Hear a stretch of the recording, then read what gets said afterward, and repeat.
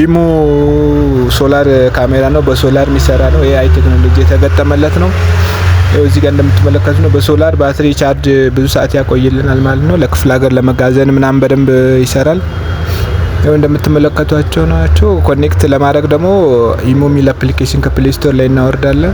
ያው እዚህ ጋር እንደምትመለከቱት ደግሞ ድሪላችንን በስተን ሞሽን ዲቴክት ያደርጋል። 360 ዲግሪ ይሽከረከራል። ይኸው ከተገጠመ በኋላ ደግሞ እንደዚህ ነው። እስከ 30 ሜትር ርቀት በደንብ ማየት ይችላል። በስልካችን ኮኔክት አድርገን እንደፈለግን መጠቀም እንችላለን ማለት ነው። ኢሜል አካውንታችን ካስገባን በኋላ ኤስኤምኤስ ኮድ ደርሰናል። እሱ ኮንፈርሜሽንን ኮድ እናስገባለትና ከስልካችን ጋር ኮኔክት ይሆንልናል ማለት ነው በቀላሉ። እሱን አውርደን እንደዚህ ግድግዳ ላይ እንስራለን። ድሪል በስተን በጣም ለአጠቃቀምም ምቹ የሆነ ይኸው በስልካችንም እንደዚህ ማየት እንችላለን። ስለዚህ አይተን መጠቀም እንችላለን። ይኸው እንደምትመለከቱት ነው። ማሰራት ሀሳብ አስተያየታችሁ ካለ ኮሜንት ላይ አስቀምጡልን። ከተገናኘ በኋላ ይሄንን ይመስላል ማለት ነው። እንደዚህ ያሳያል ማለት ነው። ይሄው እንደምትመለከቱት ነው። በስልክ ኮኔክት ይኸው ሞሽን ዲቴክት ያደርጋል። ሳይረን አለው፣ አላርም አለው፣ ይጮሃል፣ ኖቲፊኬሽን ይልክልናል። ስለዚህ በጣም ሴፍ የሆነ ካሜራ ነው። ማሰራት ማስፈልጉ ሀሳብ አስተያየቱን ኮሜንት ላይ አስቀምጡ።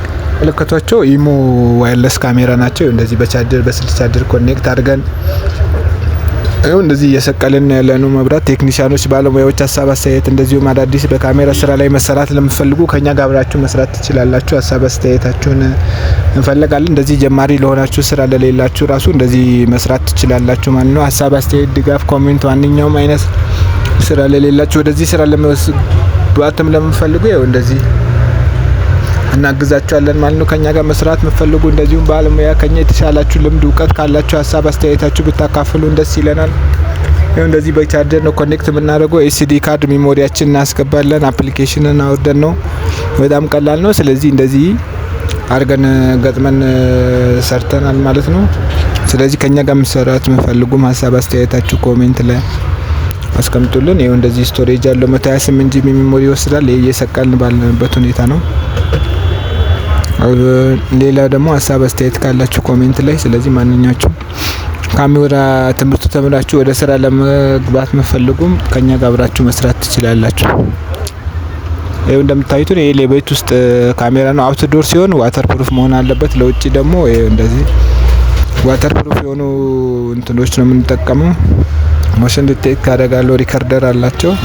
ስለዚህ ስቶሬጅ ስላለው ቀጥተን ማስቀመጥ እንችላለን ማለት ነው። ለብዙ ጊዜ ይቀመጥልና ሪከርድ ያደርግ ነው። ለዛ ስለሆነ ሀሳብ አስተያየትም ካላችሁ አስተያየታችሁን ኮሜንት ላይ አስቀምጡ። ይኸው እየሰቀልን ነው። እንደዚህ ኮኔክት እያደረግን በዘጋንበት ሰዓት ነው እንደዚህ እንትን ያለልን። እንደዚህ አስተያየታችሁ ከመልመድ ለምፈልጉ ራሱ እኛን ከኛ ጋር አብራችሁ መስራት ትችላላችሁ ማለት ነው። ይኸው እንደምታዩት ነው።